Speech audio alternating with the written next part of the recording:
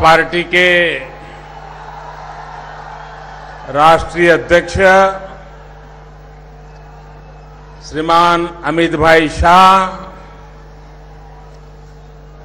Bharatiya Janata party के पूर्व राष्ट्रीय अध्यक्ष श्रद्धेय आडवाणी जी, डॉक्टर मुरली मनोहर जोशी जी, श्रीमान वेंकैया नायडू जी,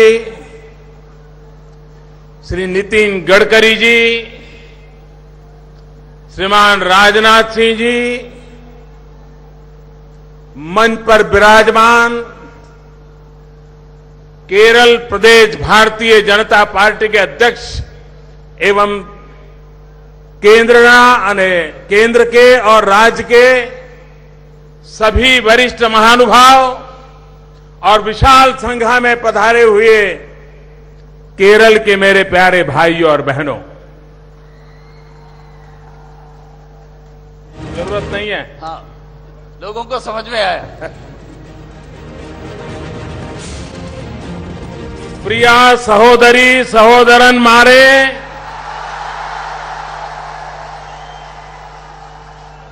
एल्लावरक्कुम नमस्कारम।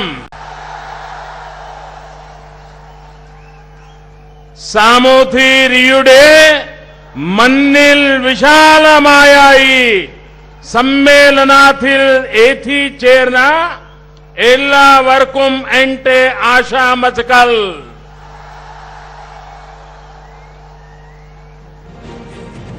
पाजा सिराजा विंटेयुम कुंज लिमर्का रंडेयम नट्टिल निंगले नेरिल कानान एथी चेरान साधी चाधी आदि आया संतोष मुंड।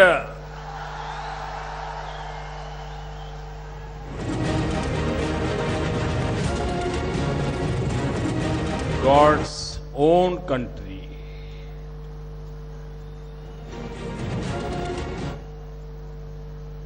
केरल का स्मरण मात्र से मन में एक गॉड्स ओन कंट्री के रूप में एक श्रद्धा का, एक पवित्रता का भाव पैदा होता है। ദൈവത്തിന്റെ സ്വന്തം നാട് കേരളമെന്ന് പേര് കേൾക്കുമ്പോൾ തന്നെ ഓർമ്മയിലേക്ക് വരുന്നത് വിശുദ്ധമായിട്ടുള്ള ഒരു വികാരമാണ്, പവിത്രമായിട്ടുള്ള ഒരു വികാരമാണ് ദൈവത്തിന്റെ സ്വന്തം നാട് എന്നുള്ള വികാരം। और ये श्रद्धा, ये पवित्रता का भाव सिर्फ भूभाग के कारण नहीं है। यहां के लोगों ने, यहां के ऋषियों ने, मुनियों ने, साधु संतों ने, यहां की भिन्न भिन्न परंपराओं ने जिन उच्च आदर्शों, मूल्यों, सादगी, परिश्रम जन जन के अंदर संस्कारित किया है, उसी का परिणाम है कि आज पूरे देश में जहां कहीं भी केरल का व्यक्ति है, हर कोई उसको आदर भाव से देखता है। ഇത് വെറും ഈ മണ്ണിന്റെ മാത്രം ഒരു പ്രത്യേകതയല്ല, അതിനപ്പുറത്ത് ഈ നാട്ടിലെ ജനങ്ങൾ, ഈ നാട്ടിൽ ജീവിച്ചിട്ടുള്ള മഹാത്മാക്കൾ, ഈ നാട്ടിൽ ജീവിച്ചിട്ടുള്ള വിശുദ്ധന്മാരും ഋഷിമാരും മുനിമാരുമായിട്ടുള്ള മഹത് വ്യക്തികൾ, അങ്ങനെയുള്ളവരെല്ലാവരും ചേർന്ന് ഈ നാട്ടിന്റെ പാരമ്പര്യത്തിൽ, ഈ മണ്ണിന്റെ പാരമ്പര്യത്തിൽ വളർത്തിയെടുത്തിട്ടുള്ള സംസ്കാരം, ആ സംസ്കാരത്തിന്റെ ഫലമായിട്ട് കേരളത്തെക്കുറിച്ച് കേൾക്കുമ്പോൾ, കേരളത്തെക്കുറിച്ച് അറിയുമ്പോൾ ഈ നാടിനെ കുറിച്ച് വിശുദ്ധമായിട്ടുള്ള ഒരു വികാരത്തോടുകൂടി മാത്രം, പവിത്രമായിട്ടുള്ള വികാരത്തോടുകൂടി മാത്രമേ ഈ മണ്ണിനെ കുറിച്ച് ഓർക്കാൻ കഴിയുന്നുള്ളൂ എന്നുള്ളതാണ് ഈ നാടിന്റെ പ്രത്യേകത। पिछले दिनों मुझे खाड़ी के देशों में, गल्फ कंट्रीज में जाने का अवसर मिला। कोई देश का मुखिया दूसरे देश में जाता है तो दो देशों के मुखियाओं के बीच बातें होना बड़ा स्वाभाविक होता है। लेकिन मैंने आग्रह किया था कि सरकारी तौर पर जो बातें होगी सो होगी, लेकिन मैं इस इलाके में मेरे देश के लोग जो आकर के बसे हैं, पसीना बहाते हैं, और जिसमें ज्यादातर केरल के लोग हैं, मैं उनको मिलना चाहूंगा, उनके दर्शन करना चाहूंगा। ഈ അടുത്ത കാലത്ത് ഞാൻ ഗൾഫ് രാജ്യങ്ങളിൽ പര്യടനം നടത്തിയിരുന്നു. വിദേശ രാജ്യങ്ങളിൽ പര്യടനം നടത്തുമ്പോൾ ആ രാജ്യത്തെ രാഷ്ട്രത്തലവനുമായിട്ട് രണ്ട് രാഷ്ട്രങ്ങളിലെയും രാഷ്ട്രത്തലവന്മാർ തമ്മിൽ കൂടിക്കാഴ്ച നടത്തുന്നത് വളരെ സ്വാഭാവികമായിട്ടുള്ള ഒരു പ്രക്രിയയാണ്. ആ കൂടിക്കാഴ്ചകൾ എന്തായാലും ഉണ്ടാകും. പക്ഷേ ഗൾഫ് രാജ്യങ്ങളിൽ പോയപ്പോൾ ആഗ്രഹം പ്രകടിപ്പിച്ചത് ആ കൂടിക്കാഴ്ചക്കപ്പുറത്ത് ഈ ഗൾഫിന്റെ മണ്ണിൽ വിയർപ്പൊടുക്കി പണിയെടുക്കുന്ന പതിനായിരക്കണക്കിന് ലക്ഷക്കണക്കിന് എന്റെ നാട്ടുകാരായിട്ടുള്ള ആളുകൾ, ഇന്ത്യക്കാരായിട്ടുള്ള ആളുകൾ, അതിൽ ബഹുഭൂരിപക്ഷം വരുന്ന മലയാളികളായിട്ടുള്ള ആളുകൾ, അവരെ എനിക്ക് കാണാൻ ആഗ്രഹമുണ്ട്, അവരുമായിട്ട് എനിക്ക് കൂടിക്കാഴ്ചക്കുള്ള അവസരമുണ്ടാകണം എന്നുള്ള ആഗ്രഹം പ്രകടിപ്പിക്കുകയുണ്ടായി. और जिस किसी देश के आगेवानों को मिलता था, उनके मुखिया को मिलता था, हर किसी के मुंह से हिंदुस्तानियों की, केरल के लोगों की, उनके काम की, उनके डिसिप्लिन की, उनके जीवन की भरपूर प्रशंसा सुनकर के गर्व महसूस करता हूं. അങ്ങനെ രാഷ്ട്രത്തലവന്മാരായിട്ടുള്ള ആളുകളെ നേരിട്ട് കാണാനുള്ള അവസരങ്ങൾ ലഭിച്ചപ്പോഴൊക്കെ തന്നെ അവരുടെ വാക്കുകളിൽ നിന്ന് ഇന്ത്യക്കാരായിട്ടുള്ള ആളുകള്, മലയാളികളായിട്ടുള്ള ആളുകള് അവരുടെ അധ്വാനശീലത്തെക്കുറിച്ച്, അവരുടെ പ്രവർത്തനങ്ങളെക്കുറിച്ച്, അതിനെക്കുറിച്ചൊക്കെ അവർ നടത്തുന്ന പ്രശംസ കേട്ട് സ്വയം എനിക്ക് അഭിമാനം തോന്നാറുണ്ട്. आज इस धरती पर मुझे दोबारा आने का अवसर मिला है. इसी मैदान में कुछ वर्ष पूर्व मुझे एक पॉलिटिकल रैली को संबोधित करने का सौभाग्य मिला था, लेकिन उस दिन में और आज दिन के नजरिए में मैं इतना फर्क देख रहा हूं. हेलीपैड से लेकर के यहां तक पूरे रास्ते भर ह्यूमन चेन नहीं, मैंने ह्यूमन वॉल देखा और उत्साह से भरा हुआ लोगों का जमघट देखा. ഈ ഭൂമിയിൽ വീണ്ടും ഒരിക്കൽ കൂടി വരാനുള്ള ഒരു അവസരമാണ് എനിക്ക് ലഭിച്ചിട്ടുള്ളത്. ഏതാനും വർഷങ്ങൾക്ക് മുമ്പേ ഇതേ ഭൂമിയിൽ, ഈ കേരളത്തിൽ എനിക്ക് ഇതേപോലെയുള്ള ഒരു വിശാലമായിട്ടുള്ള ഒരു രാഷ്ട്രീയ സമ്മേളനത്തെ അഭിസംബോധന ചെയ്യാനുള്ള അവസരം ലഭിക്കുകയുണ്ടായി. അന്ന് ഞാൻ കണ്ട കാഴ്ചയും ഇന്നത്തെ കാഴ്ചയും തമ്മിൽ വളരെ വലിയൊരു വ്യത്യാസം എനിക്ക് അനുഭവപ്പെട്ടു. ഇന്ന് ഹെലിപാഡ് മുതൽ ഇവിടെ എത്തുന്നത് വരെയുള്ള വഴി, ആ വഴിയിലുടനീളം കേവലം മനുഷ്യർ ഒരുമിച്ച് നിന്ന് ചങ്ങല നിർത്തിയായിരുന്നില്ല, ഒരു മനുഷ്യ ഭിത്തിയാണ് ഞാൻ ഇന്ന് ഈ ഹെലിപാഡ് മുതൽ ഇവിടെ വരെയുള്ള ഈ പ്രദേശത്ത് മുഴുവൻ കണ്ടത്. आज से 50 साल पहले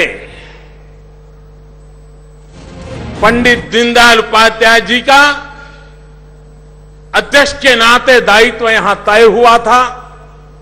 उन्होंने कार्यभार संभाला था. 50 साल पहले के अखबार निकाल करके देखिए. मैं नहीं जानता हूं अखबार के किसी कोने में भारतीय जनसंघ के उस कार्यक्रम की कोई खबर छपी होगी कि नहीं छपी होगी. भारतीय जनसंघ के किसी नेता की तस्वीर छपी होगी या नहीं छपी होगी. भारतीय जनसंघ क्या है, केरल में क्यों आए हैं, क्या कर रहे हैं, मुझे नहीं लगता है कि 50 साल पहले कोई व्यापक चर्चा हुई होगी. उस समय के पॉलिटिकल पंडितों को आज आश्चर्य होता होगा कि 125 करोड़ का देश, इतना बड़ा लोकतंत्र, इतनी विविधताओं से भरा हुआ लोकतंत्र, इतनी भाषाएं, इतनी परंपराएं, इतने संप्रदाय, और 50 साल के भीतर भीतर ये दल हिंदुस्तान की नंबर 1 पार्टी बन गया। भारत में पूर्ण बहुमत के साथ देश की जनता ने उसको सेवा करने का मौका दे दिया। 50 വർഷങ്ങൾക്ക് മുമ്പ് ഇതേ ഭൂമിയിലാണ് ശ്രീ ദീൻദയാൽ ഉപാധ്യായ ഭാരതീയ ജനസംഘത്തിന്റെ അധ്യക്ഷ പദം ഏറ്റെടുത്തത്. അന്നത്തെ ആ സമ്മേളനത്തെക്കുറിച്ച് ആ കാലത്തെ മാധ്യമങ്ങളിൽ എത്രമാത്രം വാർത്ത വന്നു എന്നറിയില്ല. പത്രമാധ്യമങ്ങൾ എത്രമാത്രം അതിനെക്കുറിച്ച് ചർച്ച ചെയ്തു എന്നറിയില്ല. എത്രമാത്രം ഗൗരവത്തോടുകൂടി ഭാരതീയ ജനസംഘം എന്നുള്ള പാർട്ടിയെക്കുറിച്ച് അറിയാനും ചർച്ച ചെയ്യാനും അന്ന് മാധ്യമങ്ങൾ താല്പര്യമെടുത്തു എന്നറിയില്ല. പക്ഷേ ഇന്ന് 125 കോടി ജനങ്ങളുള്ള ഈ നാട് വ്യത്യസ്തമായിട്ടുള്ള രീതികളും സമ്പ്രദായങ്ങളും, വ്യത്യസ്തമായിട്ടുള്ള ആചാരങ്ങളും വേഷഭൂഷങ്ങളും, വ്യത്യസ്തമായിട്ടുള്ള ഭാഷകളും, വ്യത്യസ്തമായിട്ടുള്ള ആഹാര രീതികളും ഒക്കെയുള്ള ഈ രാജ്യത്ത് ഏറ്റവും വലിയ രാഷ്ട്രീയ പാർട്ടിയായിട്ട് ഭാരതീയ ജനതാ പാർട്ടി മാറിയിരിക്കുന്നു. കേവല ഭൂരിപക്ഷം നേടിക്കൊണ്ട് ഈ രാജ്യത്തിന്റെ ഭരണഭാരം, ആ ഭരണഭാരം ഏറ്റെടുക്കാൻ ഭാരതീയ ജനതാ പാർട്ടിക്ക് സാധിച്ചിരിക്കുന്നു. അതാണ് ഇന്നത്തെ വ്യത്യാസം. आज हम उस पूर्व संध्या पर मिल रहे हैं जब कल से हिंदुस्तान राजनीतिक चिंतन के एक मनीषी पंडित दीनदयाल उपाध्याय जी की जन्मशती मनाने जा रहा है. നമ്മൾ ഈ രാജ്യം മുഴുവൻ ചർച്ച ചെയ്യാൻ പോകുന്ന ഏറ്റവും ഉന്നതനായിട്ടുള്ള രാഷ്ട്രീയ ചിന്തകൻ, അങ്ങനെയുള്ള ഉൾക്കാഴ്ചയുണ്ടായിരുന്ന ഒരു വ്യക്തിയുടെ അദ്ദേഹത്തിന്റെ ജന്മശതാബ്ദി ആഘോഷിക്കുന്നതിന്റെ പൂർവ്വസായാഹ്നത്തിലാണ് നമ്മൾ ഇവിടെ ഒരുമിച്ച് വന്നിരിക്കുന്നത്. पिछली शताब्दी में भारत के राजनीतिक जीवन को 3 महापुरुषों के चिंतन ने प्रभावित किया. जिस विचार प्रभाव से चलने वाले राजनीतिक कार्यकर्ता आज भी हिंदुस्तान की राजनीति में अपना योगदान दे रहे हैं, सबसे ऊपर है महात्मा गांधी, पंडित दीनदयाल उपाध्याय, राम मनोहर लोहिया. गांधी, दीनदयाल, लोहिया, ये पिछली शताब्दी के 3 महान विचारक जिनके चिंतन का प्रभाव आज के हिंदुस्तान की राजनीति पर कहीं न कहीं नजर आता है. കഴിഞ്ഞ നൂറ്റാണ്ട് ഈ രാജ്യത്ത് 3 മഹാവ്യക്തിത്വങ്ങൾ, ആ 3 മഹാവ്യക്തിത്വങ്ങളുടെ ആശയങ്ങളുടെ, അവരുടെ രാഷ്ട്രീയ ചിന്തകളുടെ, ആ ചിന്തകളുടെ അടിസ്ഥാനത്തിൽ രൂപപ്പെടുത്തിയെടുത്ത രാഷ്ട്രീയ പാർട്ടികളുടെ പ്രവർത്തകരുടെ, അവരുടെയൊക്കെ പരിശ്രമങ്ങളുടെ ചരിത്രമാണ്. ആദ്യത്തെ പേര് സ്വാഭാവികമായും ശ്രീ മഹാത്മാഗാന്ധിയുടെ പേര്, രണ്ടാമത്തെ പേര് പണ്ഡിറ്റ് ദീൻദയാൽ ഉപാധ്യായയുടെ പേര്, പിന്നീടുള്ള പേര് ശ്രീ രാം മനോഹർ ലോഹിയയുടെ പേര്. ഗാന്ധിജിയുടെയും ദീനദയാൽജിയുടെയും ലോഹ്യാജിയുടെയും ആശയങ്ങൾ, ആ ആശയങ്ങളിൽ നിന്ന് പ്രേരണ ഉൾക്കൊണ്ടുകൊണ്ട്, ആ ആശയങ്ങളുടെ അടിസ്ഥാനത്തിൽ രൂപം കൊണ്ട രാഷ്ട്രീയ പാർട്ടികൾ, ആ രാഷ്ട്രീയ പാർട്ടികളുടെ പ്രവർത്തനങ്ങൾ, ആ പ്രവർത്തനങ്ങളാണ് ഈ നാടിന്റെ കഴിഞ്ഞ ഒരു നൂറ്റാണ്ടിന്റെ രാഷ്ട്രീയ ചരിത്രം. जब एनडीए की लोकसभा के चुने हुए सदस्यों ने मुझे अपने नेता के रूप में चुना और संसद के सेंट्रल हॉल में नेता के रूप में जब मेरा पहला भाषण हुआ तब मैंने कहा था हमारी ये सरकार गरीबों को समर्पित है। ये विचार, ये भाव महात्मा गांधी और पंडित दीनदयाल उपाध्याय जी के चिंतन में से प्राप्त हुए हैं, प्रेरणा में से प्राप्त हुए हैं। अंत्योदय की दीनदयाल जी की कल्पना में से हमने हमारी सरकार के कार्यकलाप को रेखांकित करने का प्रयास किया है। ദേശീയ ജനാധിപത്യ സഖ്യത്തിന്റെ അംഗങ്ങളെല്ലാവരും കൂടി ചേർന്ന് പാർലമെന്റിന്റെ സെൻട്രൽ ഹാളിൽ നേതാവായി എന്നെ തെരഞ്ഞെടുത്തപ്പോൾ അവരെ അഭിസംബോധന ചെയ്തുകൊണ്ട് നടത്തിയ പ്രസംഗത്തിൽ ഒരു കാര്യം സൂചിപ്പിച്ചിരുന്നു. പാവപ്പെട്ടവർക്ക് വേണ്ടി സമർപ്പിക്കപ്പെട്ട ഒരു സർക്കാരായിരിക്കും ഈ വരാൻ പോകുന്ന സർക്കാർ. ദീൻദയാൽജി മുന്നോട്ട് വെച്ച അന്ത്യോദയം എന്നുള്ള ആശയം ഈ നാട്ടിലെ, ഈ സമൂഹത്തിലെ ഏറ്റവും അവസാനത്തെ വ്യക്തിയുടെ ഉയർച്ചയ്ക്ക് വേണ്ടിയിട്ടുള്ള പദ്ധതികൾ, ആ പദ്ധതികൾ ആവിഷ്കരിക്കുക എന്നുള്ള ആശയം, ആ ആശയം നടപ്പിലാക്കുന്നതിന്റെ വിവിധ ഘട്ടങ്ങളാണ്, അതിനു വേണ്ടിയിട്ടുള്ള പരിശ്രമങ്ങളാൽ രേഖപ്പെടുത്തിയിട്ടുള്ളതാണ് ഈ സർക്കാരിന്റെ 2.5 വർഷക്കാലത്തെ ചരിത്രം.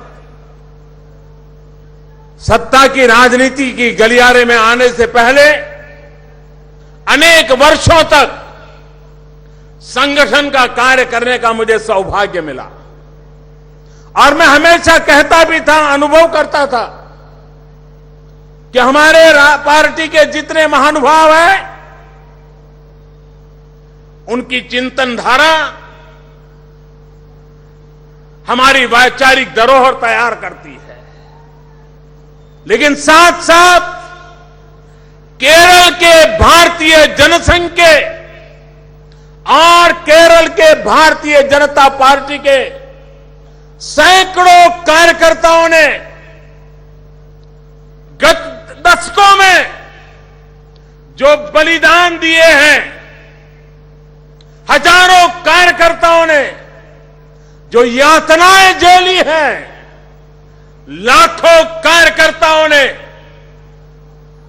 सामने कुछ नजर नहीं आता था, सत्ता दूर दूर तक दिखती नहीं थी। आज भी केरल के कार्यकर्ताओं को सत्ता का सौभाग्य नहीं मिला है, उसके बावजूद भी वे डटे रहे, वे जूझते रहे, विचार के लिए बलिदान होते रहे। ऐसे केरल के कार्यकर्ता सदा सर्वदा हिंदुस्तान के लाखों कार्यकर्ताओं की प्रेरणा रहे हैं। അധികാരത്തിന്റെ ഇടനാഴികളിൽ എത്തുന്നതിന് മുൻപ് വർഷങ്ങളോളം സംഘടനാ പ്രവർത്തനം നടത്തിയ അനുഭവത്തിന്റെ അടിസ്ഥാനത്തിൽ, ആ അനുഭവത്തിന്റെ പാരമ്പര്യം, ആ കാലഘട്ടങ്ങളിൽ നിരവധി വ്യക്തികൾ ഈ സംഘടനയുടെ ഈ ആശയത്തെ മുന്നോട്ട് നയിച്ച, ഈ പ്രത്യയശാസ്ത്രത്തെ മുന്നോട്ട് നയിച്ച, അതിനു വേണ്ടിയിട്ടുള്ള സംഭാവനകൾ നൽകിയ നിരവധി വ്യക്തികൾ, അവരുടെ പരിശ്രമം, അവർ നൽകിയിട്ടുള്ള സംഭാവനകൾ, ആ സംഭാവനകളെല്ലാം തന്നെ നമുക്ക് സ്മരിക്കേണ്ട സംഭാവനകളാണ്. പക്ഷെ അതിനേക്കാൾ അപ്പുറത്ത് കേരളത്തിൽ ഭാരതീയ ജനസംഘത്തിന്റെയും ഭാരതീയ ജനതാ പാർട്ടിയുടെയും പ്രവർത്തകർ നൽകിയിട്ടുള്ള ബലിദാനം, നൂറുകണക്കിന് പ്രവർത്തകരുടെ രക്തസാക്ഷിത്വം, നൂറുകണക്കിന് പ്രവർത്തകർ എല്ലാവിധ പ്രതികൂല സാഹചര്യങ്ങളെയും നേരിട്ടുകൊണ്ട് ആശയത്തിന്റെയും പ്രത്യയശാസ്ത്രത്തിന്റെയും പാതയിൽ ഉറച്ചു നിന്നുകൊണ്ട് എന്തൊക്കെ കഷ്ടപ്പാടുകൾ സഹിക്കേണ്ടി വന്നാലും ആ കഷ്ടപ്പാടുകളിൽ ഒന്നും തന്നെ അടിപതറാതെ ലക്ഷ്യത്തെക്കുറിച്ചുള്ള, ആ ലക്ഷ്യത്തിലേക്കുള്ള പ്രയാണത്തിൽ അല്പം പോലും താമസമില്ലാതെ മുന്നോട്ട് പോകുന്ന കേരളത്തിലെ ലക്ഷക്കണക്കിന് പ്രവർത്തകർ, അധികാരം എന്നുള്ളത് കണ്ണെത്താത്ത ദൂരത്തിലായിരിക്കുമ്പോഴും ഇന്നും അധികാരത്തിന്റെ അംശം പോലും അനുഭവിക്കാൻ കേരളത്തിലെ ഭാരതീയ ജനതാ പാർട്ടിയുടെ പ്രവർത്തകർക്ക് സാധിച്ചിട്ടില്ല. പക്ഷേ സ്വന്തം ആശയത്തിന് വേണ്ടി, സ്വന്തം പ്രത്യയശാസ്ത്രത്തിന് വേണ്ടി ജീവൻ പോലും ബലിയർപ്പിക്കാൻ തയ്യാറായിട്ടുള്ള നൂറുകണക്കിന് പ്രവർത്തകരുടെ ആത്മസമർപ്പണമാണ് ഈ രാജ്യത്തെ ഭാരതീയ ജനതാ പാർട്ടിയുടെ പ്രവർത്തകർക്ക് മുഴുവൻ പ്രേരണ നൽകുന്നത് എന്ന് ഞാൻ ഈ അവസരത്തിൽ അഭിമാനത്തോടു കൂടി പറയാൻ ആഗ്രഹിക്കുകയാണ്.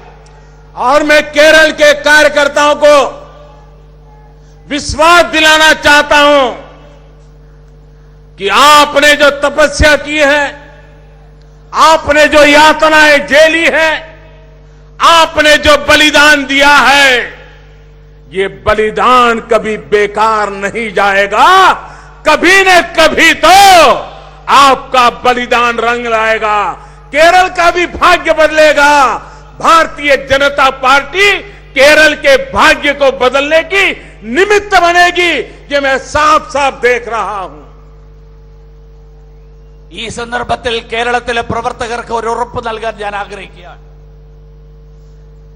നിങ്ങൾ ഓരോരുത്തരും കേരളത്തിലെ പ്രവർത്തകരും ജനങ്ങളും നൽകിയിട്ടുള്ള ഈ ബലിദാനം ഒരിക്കലും വ്യർത്ഥമാകില്ല. ഇതൊരിക്കലും വെറുതെയാകാൻ പോകുന്നില്ല. കേരളത്തിന്റെയും ഭാഗ്യം, കേരളത്തിലും മാറ്റത്തിന്റെ തുടക്കം, ആ തുടക്കം ഉണ്ടാകാൻ പോവുകയാണ്. കേരളത്തിന്റെ മാറ്റം ഭാരതീയ ജനതാ പാർട്ടിയിലൂടെയായിരിക്കും. ആ മാറ്റമുണ്ടാകും. അതിന് ഭാരതീയ ജനതാ പാർട്ടി കേരളത്തിൽ അതിനു വേണ്ടിയിട്ടുള്ള നിമിത്തമായിട്ട് മാറും എന്ന് സൂചിപ്പിക്കാൻ ഈ അവസരത്തിൽ ആഗ്രഹിക്കുകയാണ്.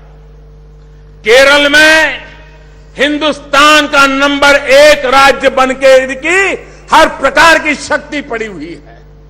हम उसको ताकत देना चाहते हैं और देश में केरल अग्रिम पंक्ति में आगे बढ़े, इसके लिए भारतीय जनता पार्टी और भारत सरकार पूरी तरह अपना योगदान देने के लिए सदा सर्वदा तैयार रहेगी.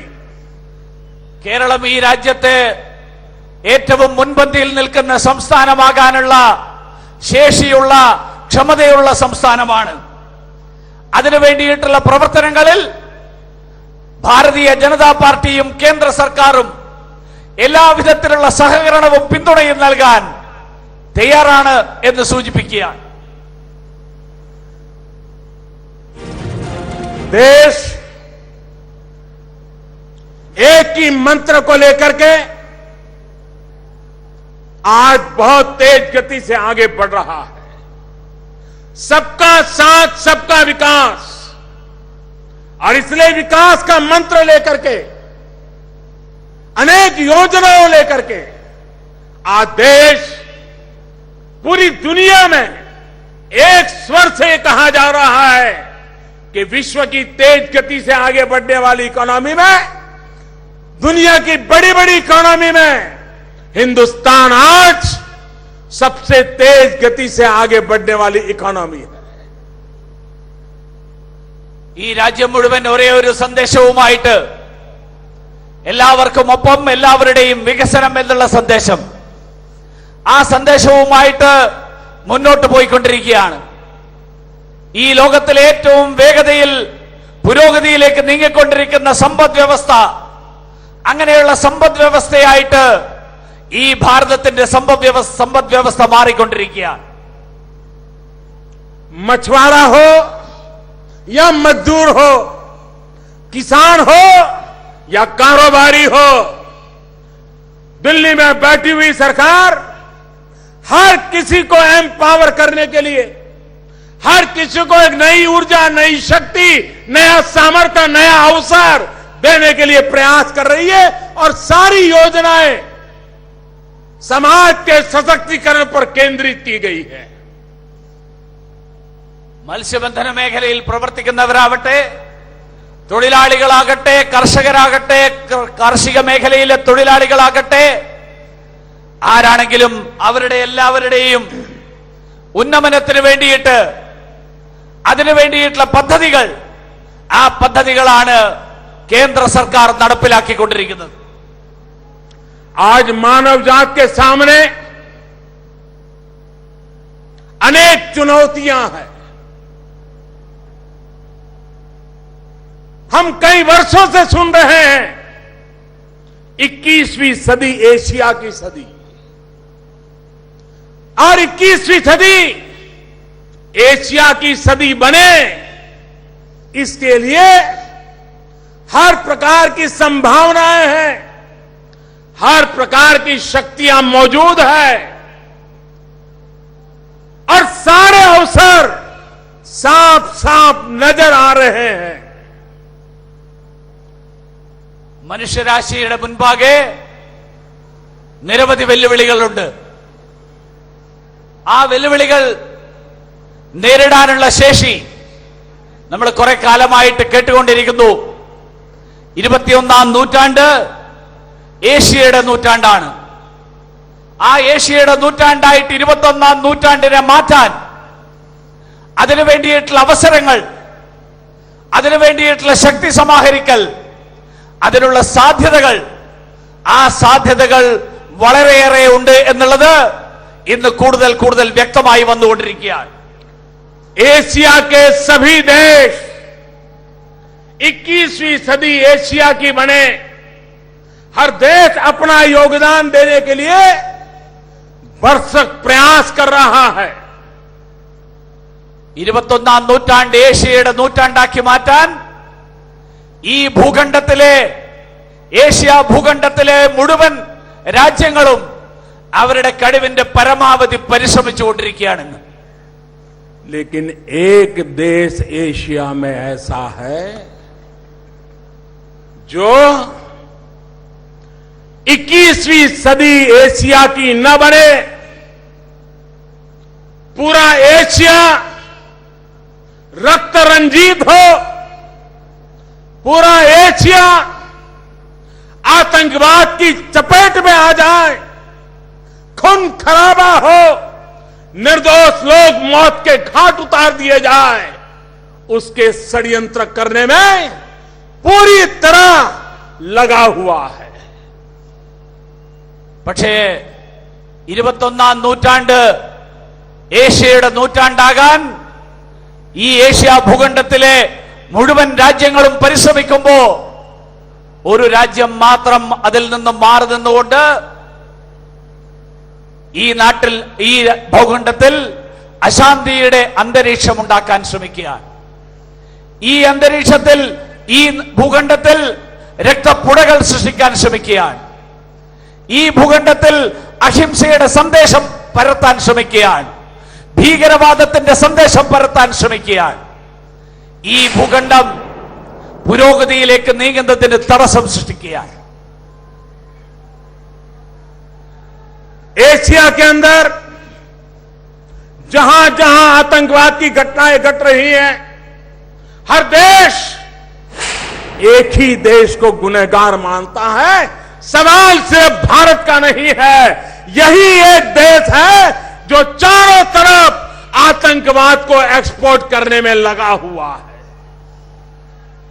ഏഷ്യയിൽ എവിടെയൊക്കെ ഭീകരവാദ സംഭവങ്ങൾ ഉണ്ടാകുന്നു, ആ സംഭവങ്ങളിലൊക്കെ തന്നെ ഈ രാജ്യമാണ് കുറ്റവാളി. ഏഷ്യയുടെ എല്ലാ ഭാഗങ്ങളിലും നാലുപാടും ഭീകരവാദം വിതക്കുന്ന രാജ്യമായിട്ട് ഈ രാജ്യം മാറിയിരിക്കുന്നു. अफगानिस्तान हो, बांग्लादेश हो, अड़ोस पड़ोस के और देश हो, सब दूर.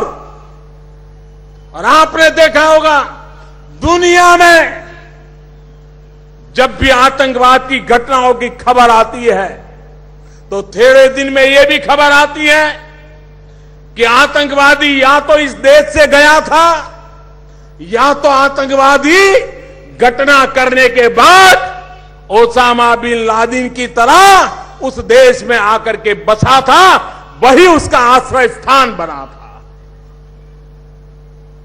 ഈ ലോകത്തെ വിവിധ രാജ്യങ്ങളിൽ, അത് അഫ്ഗാനിസ്ഥാൻ ആയാലും ബംഗ്ലാദേശ് ആണെങ്കിലും, എന്ന് മാത്രമല്ല ലോകത്തെവിടെ ഭീകരവാദ സംഭവങ്ങൾ ഉണ്ടാകുമ്പോഴും ഈ നാടിന്റെ പേര്, ഈ രാജ്യത്തിന്റെ പേര് ചർച്ച ചെയ്യപ്പെടുന്നു, അതിന്റെ ഉത്തരവാദിയായിട്ട് കണക്കാക്കപ്പെടുന്നു. ഒന്നുകിൽ ഭീകരവാദികൾ ഈ നാട്ടിൽ നിന്ന് പോയി അവിടെ ഭീകരവാദ പ്രവർത്തനം നടത്തുന്നു, അല്ലെങ്കിൽ ഒസാമ ബിൻ ലാദനെ പോലെ ഭീകരവാദ പ്രവർത്തനം നടത്തിയതിനു ശേഷം ഈ രാജ്യത്ത് വന്ന് അഭയം തേടി അവിടെ ഒളിത്താവളമാക്കിയിട്ട് മാറ്റുന്നു. भाइयों बहनों, आतंकवाद कैसा होता है ये केरल के लोग भली भांति जानते हैं. हमारी केरल की बेटियों को आतंकवादी उठा करके ले गए थे नर्सिंग का काम करने के लिए, मानवता की सेवा करने के लिए. खाड़ी के देशों में हमारी केरल की बेटियां सेवा भाव से काम कर रही थी. आतंकवादी उठा करके ले गए. पूरा हिंदुस्तान बेचैन हो गया था, हमारी बेटियों को हम बचा पाएंगे कि नहीं बचा पाएंगे, उनके जीवन का क्या होगा, वो जिंदा बचेगी कि नहीं बचेगी, उनके मां बाप को हम क्या जवाब दे पाएंगे. चारों तरफ चिंता का माहौल था. लेकिन पूरा केरल, उसने देखा कि दिल्ली में बैठी हुई सरकार इतनी चौकन्नी थी. भरसक प्रयास किया, डिप्लोमेटिक प्रयास किया और मेरी केरल की उन बेटियों को सही सलामत उनके घर तक हमने पहुंचा दिया. കേരളത്തിലെ ജനങ്ങൾക്ക് ഈ രാജ്യത്തിന്റെ പ്രവർത്തനങ്ങളുടെ ദുരന്തം അനുഭവിക്കേണ്ടി വന്നിട്ടുള്ള ജനതയാണ്.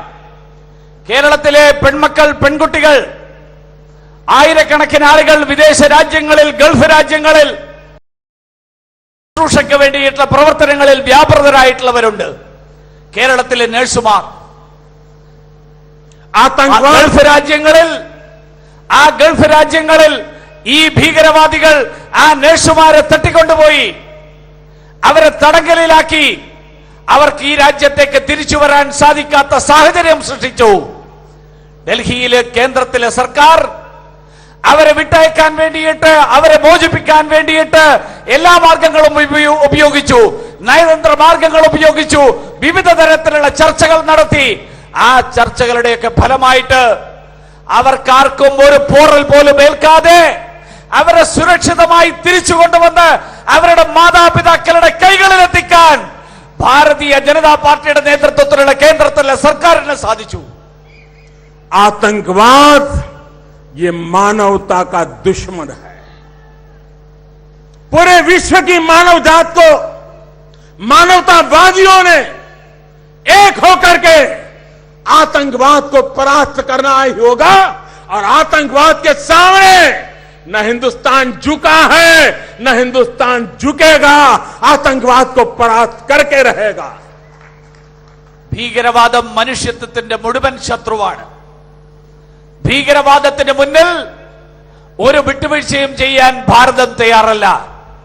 ഭാരതം അതിന്റെ മുന്നിൽ മുട്ടുമടക്കുന്ന പ്രശ്നമില്ല, മുട്ടുമടക്കില്ല, മുട്ടുമടക്കാൻ ഉദ്ദേശിക്കുന്നില്ല. भाइयों बहनों, इन दिनों पूरे देश में एक आक्रोश का माहौल है. जम्मू कश्मीर में, उरी में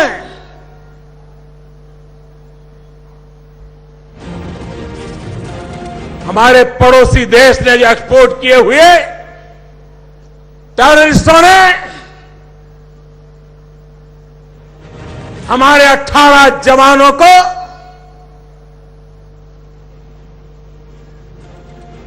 बलिदान होना पड़ा.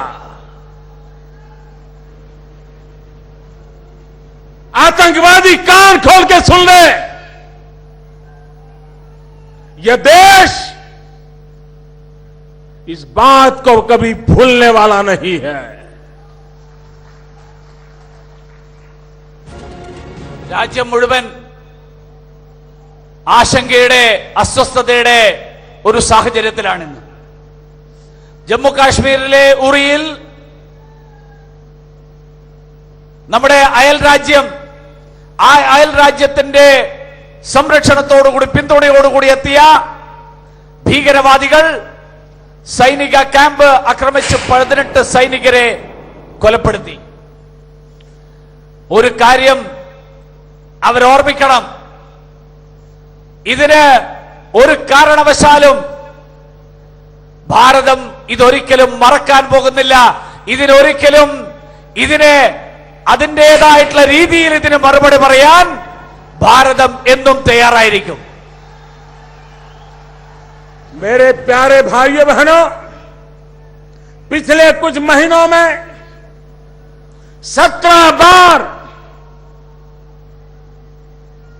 ये पड़ोसी देश ने जो टेररिस्ट एक्सपोर्ट किए थे, 17 बार अलग अलग गुट,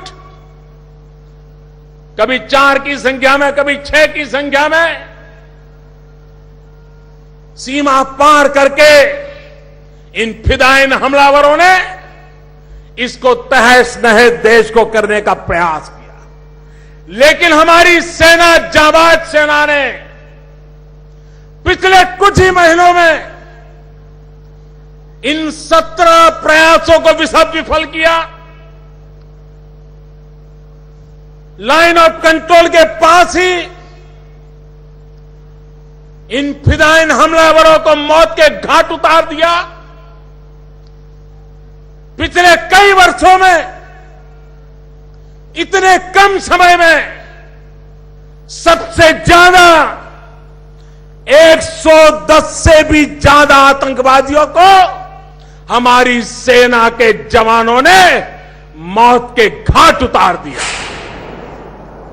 കഴിഞ്ഞ കുറച്ച് മാസങ്ങൾക്കിടയിൽ 17 തവണ, ചിലപ്പോൾ 4 പേര്, ചിലപ്പോൾ 5 പേര്, അങ്ങനെ ചെറിയ ചെറിയ സംഘങ്ങളായിട്ട് അതിർത്തി ഭേദിക്കാനുള്ള ശ്രമങ്ങൾ ഈ ഭീകരവാദികളുടെ ഭാഗത്ത് നിന്നുണ്ടായിട്ടുണ്ട്. പക്ഷേ നമ്മുടെ സൈന്യം അങ്ങനെയുള്ള ഓരോ പരിശ്രമത്തെയും, ആ പരിശ്രമത്തെ അതിനെ സമർത്ഥമായി നേരിട്ടുകൊണ്ട് അതിനെ പരാജയപ്പെടുത്തുകയുണ്ടായി. കഴിഞ്ഞ ഈ 17ഓളം ഇത്തരത്തിലുള്ള പരിശ്രമങ്ങൾ, ഈ ശ്രമങ്ങൾ, അതിൽ 110 ഈ ഭീകരവാദികളെ, 110ഓളം ഭീകരവാദികളെ അവരെ വധിച്ചുകൊണ്ട് അവരെ കാലപുരിയിലേക്ക് അയക്കാൻ ഇന്ത്യൻ സേനയ്ക്ക് സാധിച്ചിട്ടുണ്ട്. इन संभवित 17 भयंकर घटनाओं से देश को बचाने का महान काम हमारे देश के जाबाज जवानों ने किया, सुरक्षा बलों ने किया, सीना तान करके लड़ाइयां लड़ी और देश के सामान्य मानवी को रक्षा देने के लिए वो लड़ते रहे।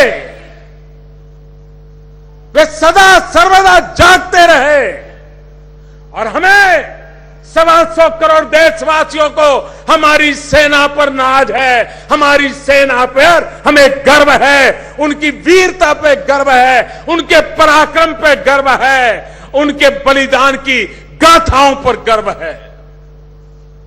ഈ 17 സംഭവങ്ങൾ, ആ സംഭവങ്ങളിൽ ഈ രാജ്യത്തെ രക്ഷിക്കാൻ, ഈ രാജ്യത്തിന്റെ അതിർത്തികൾ രക്ഷിക്കാൻ, സംരക്ഷിക്കാൻ, അതിലൂടെ ഈ നാടിനെ രക്ഷിക്കാൻ വേണ്ടിയിട്ടുള്ള പരിശ്രമം, അതിനു വേണ്ടിയിട്ടുള്ള സമർത്ഥമായിട്ടുള്ള ശ്രമം ഇന്ത്യൻ സൈന്യമാണ് നടത്തിയത്.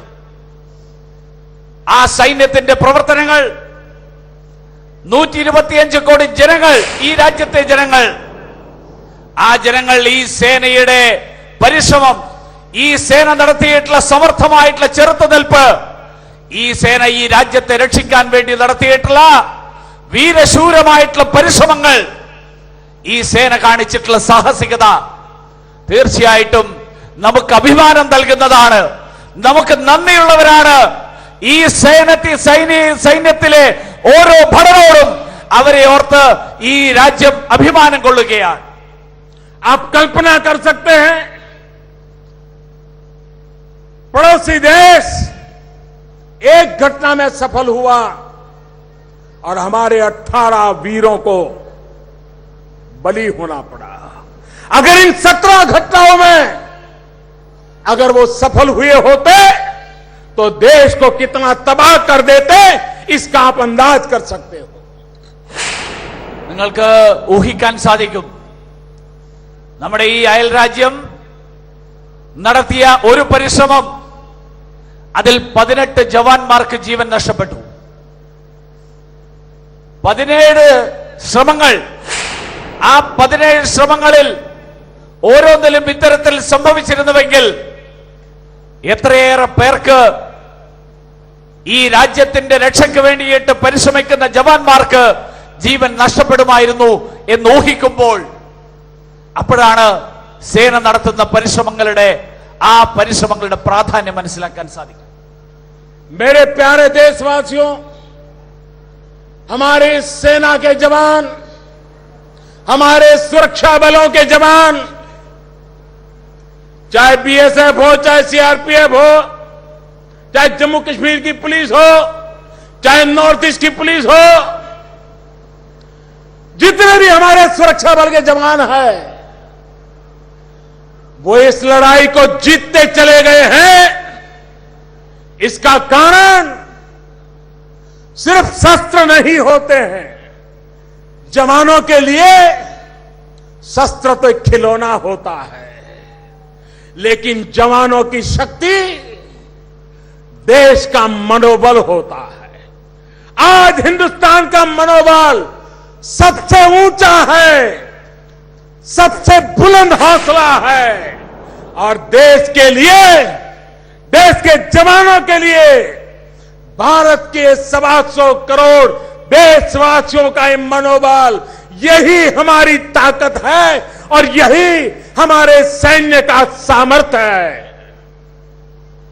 പ്രിയപ്പെട്ട നാട്ടുകാരെ, സേന നടത്തിയിട്ടുള്ള ഈ പരിശ്രമങ്ങൾ, അത് BSF ആണെങ്കിലും CRPF ആണെങ്കിലും ജമ്മു കാശ്മീരിലെയോ വടക്ക് കിഴക്കൻ സംസ്ഥാനങ്ങളിലെയോ പോലീസ് സംവിധാനമാണെങ്കിലും അവർക്കെല്ലാവർക്കും തന്നെ ഇത്രയും സമർത്ഥമായിട്ടുള്ള രീതിയിൽ, ഇത്രയും ഫലപ്രദമായിട്ടുള്ള രീതിയിൽ ഈ ഭീകരവാദികളെ നേരിടാൻ സാധിച്ചിട്ടുള്ളത് അവരുടെ ആയുധങ്ങളുടെ ബലം കൊണ്ട് മാത്രമല്ല. ആയുധങ്ങൾ ജവാന്മാരെ സംബന്ധിച്ചിടത്തോളം കളിപ്പാട്ടങ്ങളാണ്. അവർക്ക് ശക്തി നൽകുന്നത് ആയുധങ്ങൾ മാത്രമല്ല, ഈ നാട്ടിലെ ജനങ്ങളുടെ മനസ്സിന്റെ പിന്തുണയാണ്. ഇന്ന് ഈ നാട്ടിലെ ജനങ്ങളുടെ മനസ്സിന്റെ പിന്തുണ, ആ മനസ്സിന്റെ ശക്തി ഏറ്റവും ഉയർന്ന രൂപത്തിൽ ഈ നാട്ടിലെ ജവാന്മാരോടൊപ്പമാണ്. ആ മനഃശക്തിയാണ് ഈ രാജ്യത്തിന്റെ അതിർത്തികൾ കാക്കുന്ന നമ്മുടെ പ്രിയപ്പെട്ട ജവാന്മാർക്ക് വിദേശ ശക്തികളുടെ ആക്രമണങ്ങളെ, അതിക്രമങ്ങളെ സമർത്ഥമായിട്ട് നേരിടാൻ അവർക്ക് പ്രേരണ നൽകുന്നത്. पड़ोस के देश के नेता, उनके हुक्मरान कहा करते थे 1000 साल लड़ेंगे, काल के भीतर कहां खो गए कहीं नजर नहीं आते हैं. ഈ അയൽ രാജ്യത്തിന്റെ ചില നേതാക്കന്മാർ പറയുമായിരുന്നു, ഞങ്ങൾ 1000 വർഷത്തെ യുദ്ധം ചെയ്യാൻ തയ്യാറാണ്. എവിടെ പോയി അവരുടെ യുദ്ധവീര്യം? അവരുടെ പരാക്രമം മുഴുവൻ ഈ കാലത്തിന്റെ ചവറ്റുകൊട്ടയിലേക്ക് വലിച്ചെറിയപ്പെട്ടിരിക്കുകയല്ലേ? और आज के हुक्मरान आतंकवादियों के आकाओं के लिखे हुए भाषण पढ़ करके कश्मीर के गीत गा रहे हैं. ഇപ്പോൾ അവിടുത്തെ നേതാവ് ഭീകരവാദികൾ എഴുതിയ പ്രസംഗം വായിച്ച് കാശ്മീരിന്റെ പാട്ടുകൾ പാടുകയാണ്. मैं आज यहां से सीधा सीधा पाकिस्तान की आवाम से बात करना चाहता हूं. उन हुक्मरानों से जो आतंकवादियों के आकाओं के लिखे हुए भाषण पढ़ते हैं, दुनिया को उनसे कोई अपेक्षा नहीं है, लेकिन मैं आज यहां से पाकिस्तान की आवाम से बात करना चाहता हूं. ഞാൻ ഇവിടെ നിന്ന് നേരിട്ട് പാകിസ്ഥാൻ ജനതയോട് സംസാരിക്കാൻ ആഗ്രഹിക്കുകയാണ്. ഭീകരവാദികളുടെ പ്രസംഗം വായിക്കുന്ന ആളുകളെ കുറിച്ച് കൂടുതലൊന്നും പറയേണ്ടതില്ല. അവരെക്കുറിച്ച് ലോകത്തിന് അറിയാം. അതുകൊണ്ട് ഞാൻ അതിനെക്കുറിച്ച് പറയുന്നില്ല. പകരം പാകിസ്ഥാനിലെ ജനതയോട് സംസാരിക്കാൻ ആഗ്രഹിക്കുക. मैं पाकिस्तान की आवाम को याद दिलाना चाहता हूं कि 1947 के पहले आपके पूर्वज भी इसी संयुक्त हिंदुस्तान की धरती को प्रणाम करते थे. इसी को अपनी मिट्टी मानते थे और उस हिसाब से आपके उन पूर्वजों की याद दिलाते हुए मैं आज आपसे कुछ बातें कहना चाहता हूं। അവരോട് പറയാൻ ആഗ്രഹിക്കുകയാണ് പാകിസ്ഥാനിലെ ജനതയോട് 1947 മുൻപ് നിങ്ങളുടെ പൂർവികർ അന്ന് ഒരുമിച്ച് നിന്നിരുന്ന വിഭജനത്തിന് മുമ്പുള്ള ഈ നാടിനെ പ്രണമിച്ചുകൊണ്ടാണ് നിങ്ങളുടെ പൂർവികർ ജീവിച്ചിരുന്നത്. ആ ജനതയോട് ഞാൻ സംസാരിക്കാൻ ആഗ്രഹിക്കുക. पाकिस्तान की अवाम अपने हुक्मरानों को जरा पूछे कि पीओके तो आपके पास है, आप उसको भी संभाल नहीं पाते। कभी पश्चिम बंगाल, पूर्वी पाकिस्तान जो आज का बांग्लादेश, वो भी आपके पास था, उसको भी संभाल नहीं पाए। आप सिंध को संभाल नहीं पा रहे हो, आप गिलगिट को नहीं संभाल पा रहे हो, आप पख्तूनिस को संभाल नहीं पा रहे हो, आप बलूचिस्तान को नहीं संभाल पा रहे हो। ये तो आपके पास है, आपका शासन है, आप इसको भी नहीं संभाल पाए हो और आपको कश्मीर की बातें करके ये आपको गुमराह कर रहे हैं। आप पाकिस्तान की आवाम अपने नेताओं को जरा पूछे कि जो घर में है उनको तो ढंग से संभाल करके दिखाओ। പാകിസ്ഥാനിലെ ജനങ്ങളോട് ചോദിക്കാൻ ആഗ്രഹിക്കുകയാണ്, പറയാൻ ആഗ്രഹിക്കുകയാണ്. കാശ്മീരിലെ പാക് അധീന കാശ്മീർ, ആ പാക് അധീന കാശ്മീർ നിങ്ങളുടെ നിയന്ത്രണത്തിലല്ലേ? അവിടെ കാര്യങ്ങൾ നേരായ രീതിയിൽ കൊണ്ടുപോകാൻ നിങ്ങൾക്ക് എന്തുകൊണ്ട് സാധിക്കുന്നില്ല? ബംഗ്ലാദേശ് നിങ്ങളുടെ കൈവശമായിരുന്നില്ലേ അന്നത്തെ കിഴക്കൻ പാകിസ്ഥാൻ? അവിടെ കാര്യങ്ങൾ നേരായ രീതിയിൽ എന്തുകൊണ്ട് കൊണ്ടുപോകാൻ സാധിച്ചില്ല? സിന്ധ് നിങ്ങളുടെ ഭാഗമല്ലേ? അവിടെ എന്തുകൊണ്ട് കാര്യങ്ങൾ മുന്നോട്ട് കൊണ്ടുപോകാൻ സാധിക്കുന്നില്ല? ഗിൽഗിത് നിങ്ങളുടെ ഭാഗമല്ലേ? എന്തുകൊണ്ട് അത് മുന്നോട്ട് പോകാൻ സാധിക്കുന്നില്ല? പഖ്തൂണിസ്ഥാൻ നിങ്ങളുടെ ഭാഗമല്ലേ? എന്തുകൊണ്ട് അവിടെ മുന്നോട്ട് കൊണ്ടുപോകാൻ സാധിക്കുന്നില്ല? ബലൂചിസ്ഥാൻ നിങ്ങളുടെ ഭാഗമല്ലേ?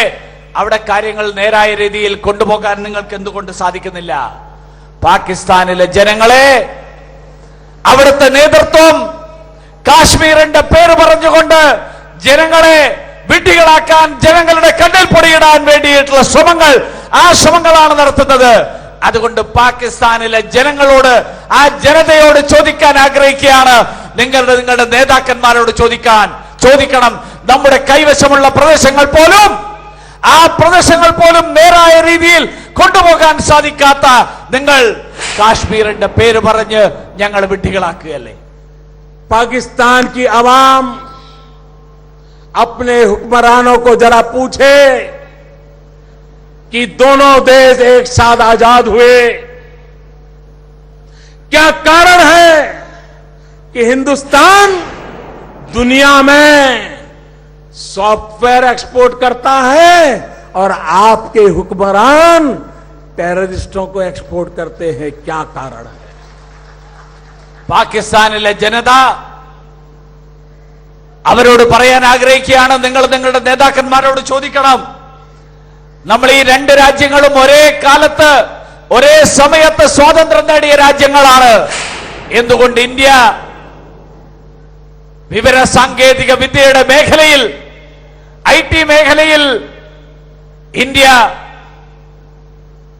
കയറ്റുമതി നടത്തുന്നു, വിവര സാങ്കേതിക വിദ്യ കയറ്റുമതി നടത്തുന്നു, പാകിസ്ഥാൻ ഭീകരവാദികളെ കയറ്റുമതി നടത്തുന്നു? എന്തുകൊണ്ട് ഇത് സംഭവിക്കുന്നു എന്ന് നിങ്ങളുടെ നേതാക്കന്മാരോട് ചോദിക്കണം. पाकिस्तान के आवाम से मैं कहना चाहता हूं, आपको गुमराह करने के लिए आपके हुक्मरान 1000 साल तक हिंदुस्तान से लड़ने की बातें करते हैं।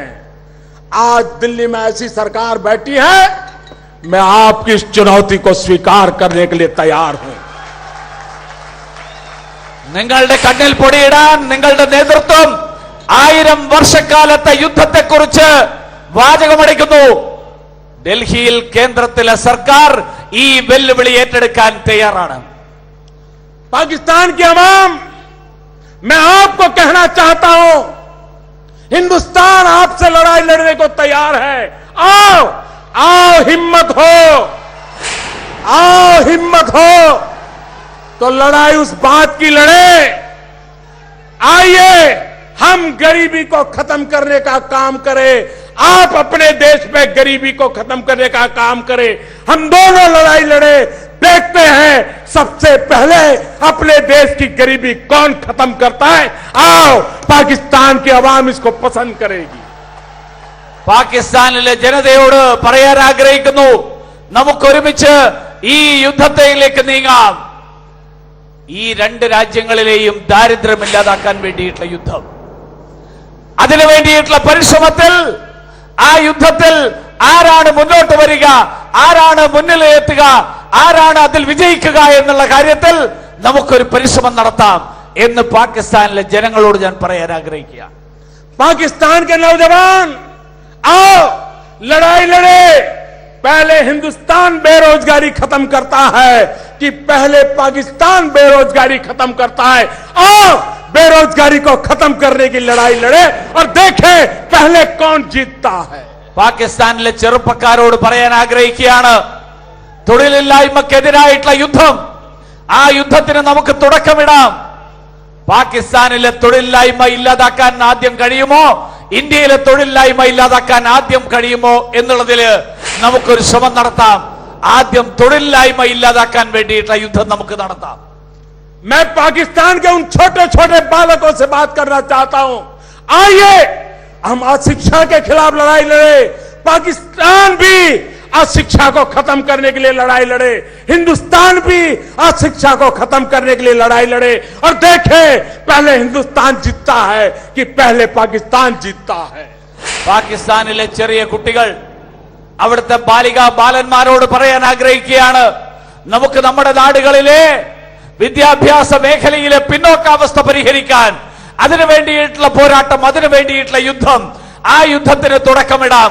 ആദ്യം പാകിസ്ഥാനാണോ ഈ മേഖലയിൽ മുന്നോട്ടെത്തുക, അതോ ഈ രാജ്യം ഇന്ത്യയാണോ ഈ മേഖലയിൽ വിജയിക്കുക എന്നുള്ളത് നമുക്കൊരു യുദ്ധത്തിന്, അതിനു വേണ്ടിയിട്ടുള്ള യുദ്ധത്തിന് തുടക്കമിടാം. हिंदुस्तान में भी नवजात शिशु मरते हैं, प्रसूता माताएं मरती हैं। पाकिस्तान में भी नवजात शिशु मरते हैं, प्रसूता माताएं मरती हैं। आओ लड़ाई लड़े नवजात शिशुओं को बचाने की, प्रसूता माताओं को बचाने की। आप बचा करके दिखाओ, हम बचा करके दिखाएं, देखे कौन जीतता है। നവജാത ശിശുക്കളുടെ മരണം, പ്രസവത്തിന് ശേഷമുള്ള അമ്മമാരുടെ മരണം, ഇതിലൊക്കെ പാകിസ്ഥാനും ഇന്ത്യയും ഈ മേഖലയിൽ നമുക്കൊരു യുദ്ധത്തിന് വേണ്ടിയിട്ട്, അതിനു വേണ്ടിയിട്ടുള്ള ശ്രമം നടത്താം. ഈ രണ്ട് രാജ്യങ്ങളിൽ എവിടെയാണ് ഈ മേഖലയിൽ നമുക്ക് മുന്നേറ്റം കൈവരിക്കാൻ സാധിക്കുക എന്നുള്ളത് നമുക്കൊന്ന് പരിശ്രമിച്ചു നോക്കാം. और पाकिस्तान के हुक्मरान सुन ले, हमारे 18 जवानों का बलिदान बेकार नहीं जाएगा। പാകിസ്ഥാനിലെ നേതൃത്വം മനസ്സിലാക്കണം, നമ്മുടെ 18 ജവാന്മാരുടെ ജീവത്യാഗം, ആ ജീവത്യാഗം വ്യർത്ഥമാകില്ല. भारत सफल रहा है पूरे दुनिया में आपको अलग थलग करने के लिए, और हम उसको तेज करेंगे और पूरे विश्व में आपको अकेला रहने के लिए हम मजबूर करके रहेंगे। അതിനു വേണ്ടിയിട്ട് പാകിസ്ഥാന്റെ ഈ ശ്രമങ്ങളുടെ അത് തുറന്നു കാണിക്കാൻ വേണ്ടിയിട്ടുള്ള എല്ലാ ശ്രമങ്ങളും, ഈ ലോകത്തിന്റെ മുന്നിൽ അത് മുഴുവൻ വ്യക്തമാക്കാൻ വേണ്ടിയിട്ടുള്ള എല്ലാ ശ്രമങ്ങളും ഇന്ത്യയുടെ ഭാഗത്ത് നിന്നുണ്ടാകും. वो दिन दूर नहीं होगा जब पाकिस्तान की आवाम पाकिस्तान के हुक्मरानों के खिलाफ, आतंकवाद के खिलाफ लड़ाई लड़ने के लिए मैदान में आएगी। പാകിസ്ഥാനിലെ ജനത അവിടുത്തെ നേതൃത്വത്തിനെതിരായിട്ട്, ഭീകരവാദത്തിന് എതിരായിട്ട്, അതിനു വേണ്ടിയിട്ടുള്ള പോരാട്ടത്തിൽ പങ്കാളികളാകുന്ന ദിവസം, ആ ദിവസം അധികം വിദൂരമല്ല എന്ന് ഓർമ്മിപ്പിക്കുകയാണ്. मेरे प्यारे देशवासियों, हमारे देश का भविष्य शांति, एकता, सद्भावना से जुड़ा हुआ है। देश का जवान तब जीतता है जब हम कंधे से कंधे मिलाकर के खड़े रहते हैं, एक स्वर से बोलते हैं, एक ही संकल्प को लेकर के चलते हैं। आज 125 करोड़ देशवासी उस देशभक्ति के ज्वार से भरे हुए हैं। आज 125 करोड़ देशवासी भारत की आन बान शान के लिए हर कीमत देने के लिए तैयार बैठे हैं। और इसलिए भाइयों बहनों, मैं भारत के उज्जवल भविष्य को देख रहा हूं, भारत में सुख चैन की जिंदगी देख रहा हूं, और उसके लिए हम सब मिलकर के सफल होंगे, ये मैं आपको विश्वास दिलाता हूं। ഈ ഭാരതം ശാന്തിയുടെയും ഏകതയുടെയും സദ്ഭാവനയുടെയും നാടാണ്. ഭാരതത്തിലെ ജവാന്മാർ തോളോട് തോൾ ചേർന്നുകൊണ്ട് ഈ നാട്ടിലെ 125 കോടി ജനങ്ങൾ ആ ജനങ്ങളുടെ ദേശഭക്തിയാൽ പ്രേരിതമായിട്ടുള്ള അങ്ങനെയുള്ള ഒരു സാഹചര്യത്തെയാണ് പ്രതീക്ഷിക്കുന്നത്. ഈ നാടിന്റെ ഉയർച്ചയ്ക്ക് വേണ്ടി, ഈ നാടിന്റെ ഉജ്ജ്വലമായിട്ടുള്ള ഭാവി, ആ ഭാവി രചിക്കാനായിട്ട് അതിനു വേണ്ടിയിട്ടുള്ള പരിശ്രമങ്ങൾ, ആ പരിശ്രമങ്ങളെയാണ് ഈ നാട് പ്രതീക്ഷിക്കുന്നത്. मेरे प्यारे देशवासियों, पंडित दीनदयाल उपाध्याय जन्म शताब्दी वर्ष को हमने गरीब कल्याण वर्ष के रूप में मनाना तय किया है। हमारी सभी प्रयासों का केंद्र बिंदु हमारा देश का गरीब हो, हमारा गरीब एम्पावर हो, गरीबी के खिलाफ लड़ाई लड़ने के लिए एक बहुत बड़ी ताकत निर्माण हो, उस दिशा में हम आगे बढ़ रहे हैं। और इस केरल की धरती, केरल के लोग, गॉड्स ओन कंट्री हमें आशीर्वाद दे, ताकि हम देश के कल्याण के मार्ग पर, गरीबों के कल्याण के मार्ग पर, जन कल्याण के मार्ग पर, लोक कल्याण के मार्ग पर हम तेज गति से आगे बढ़े। ദീൻദയാൽജിയുടെ ജന്മശതാബ്ദി ആഘോഷിക്കുന്ന ഈ വർഷം ഈ നാട്ടിലെ ദരിദ്രരുടെ ഉന്നമനത്തിന് വേണ്ടിയിട്ടുള്ള, ദരിദ്രരുടെ ക്ഷേമത്തിന് വേണ്ടിയിട്ടുള്ള പദ്ധതികൾ, പാവപ്പെട്ടവരുടെ ഉയർച്ചയ്ക്ക് വേണ്ടിയിട്ടുള്ള പദ്ധതികൾ, ആ പദ്ധതികൾ നടപ്പിലാക്കിക്കൊണ്ടാണ് അത് പ്രാവർത്തികമാക്കാൻ നമ്മൾ ആഗ്രഹിക്കുന്നത്. ഈ കേരളത്തിന്റെ ഭൂമി, ഈ കേരളത്തിന്റെ ദൈവത്തിന്റെ സ്വന്തം ഭൂമി, ആ ഭൂമി, ഈ പരിശ്രമങ്ങളിൽ നമുക്ക് ആ ഭൂമിയുടെ അനുഗ്രഹങ്ങൾ തേടാൻ ഞാൻ ഈ അവസരത്തിൽ ആഗ്രഹിക്കുകയാണ്. 21वीं सदी में हमारा संकल्प बने कि हिंदुस्तान एक ऐसा देश हो जो गरीबी से मुक्त हो, समृद्धि से युक्त हो। 21ാം നൂറ്റാണ്ടിൽ ഈ നാട് ദാരിദ്ര്യത്തിൽ നിന്ന് മുക്തമായിട്ടുള്ള, സമൃദ്ധമായിട്ടുള്ള ഒരു രാജ്യമായിട്ട് മാറട്ടെ. ഇതാണ് നമ്മുടെ ലക്ഷ്യം. भारत ऐसा देश हो जो भेदभाव से मुक्त हो, समानता से युक्त हो। ഈ ഭാരതം ഉച്ചനീചത്വങ്ങളാൽ അതിൽ നിന്ന് മുക്തമായിട്ടുള്ള സമത്വത്തിന്റെ നാടായിട്ട് മാറട്ടെ. भारत ऐसा देश हो जो अन्याय से मुक्त हो, न्याय से युक्त हो। ഈ നാട് അനീതിയിൽ നിന്ന് വിമുക്തമായിട്ടുള്ള നീതിയുടെ പ്രദേശമായിട്ട് മാറട്ടെ. भारत ऐसा देश हो गंदगी से मुक्त हो, स्वच्छता से युक्त हो। ഈ നാട് ദുർഗന്ധത്തിൽ നിന്നും മാലിന്യത്തിൽ നിന്നും മുക്തമായിട്ടുള്ള, ഈ നാട് സ്വച്ഛതയുടെയും, ഈ നാട് അങ്ങനെയുള്ള ഒരു പ്രദേശമായിട്ട് സ്വച്ഛതയുടെ പ്രദേശമാകട്ടെ.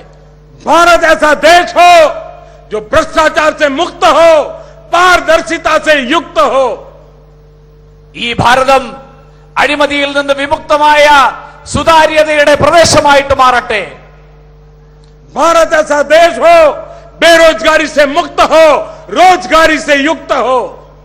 ഈ ഭാരതം തൊഴിലില്ലായ്മയിൽ നിന്ന് വിമുക്തമായിട്ടുള്ള, തൊഴിലുകളാൽ സമൃദ്ധമായിട്ടുള്ള ഒരു നാടായിട്ട് മാറട്ടെ. भारत ऐसा देश हो महिला उत्पीड़न से मुक्त हो, नारी सम्मान से युक्त हो। ഈ ഭാരതം സ്ത്രീകൾക്കെതിരായിട്ടുള്ള അതിക്രമങ്ങളിൽ നിന്ന് മുക്തമായിട്ടുള്ള, സ്ത്രീകൾക്ക് ആദരവ് ലഭിക്കുന്ന പ്രദേശമായിട്ട്, നാടായിട്ട് മാറട്ടെ. भारत ऐसा देश हो जो निराशा से मुक्त हो, आशा से युक्त हो। ഈ നാട് നിരാശയുടെ കയങ്ങളിൽ നിന്ന് ഉയർന്ന് ആശയുടെ പ്രതീക്ഷകളുടെ നാടായിട്ട് മാറട്ടെ. पंडित दीनदयाल उपाध्याय जी की जन्म शती में इसी संकल्प को लेकर के हम सब आगे बढ़े। इसी एक अपेक्षा के साथ आप सबका बहुत बहुत आभार, आप सबको बहुत बहुत शुभकामनाएं। ദീൻദയാൽജിയുടെ ജന്മശതാബ്ദിയുടെ ഈ വർഷത്തിൽ ഈ പ്രതീക്ഷകളുമായിട്ട് ഈ ദൃഢപ്രതിജ്ഞയുമായിട്ട് നമുക്ക് മുന്നോട്ട് പോകാം. എല്ലാവർക്കും ആശംസകൾ. मेरे साथ मुट्ठी बंद करके पूरी ताकत से बोलिए। എല്ലാവരും കൈ ഉയർത്തി മുഷ്ടി ചുരുട്ടിക്കൊണ്ട് നമുക്ക് ഒറ്റക്കെട്ടായിട്ട് പറയാം. भारत माता की ജയ്, भारत माता की ജയ്, भारत माता की ജയ്.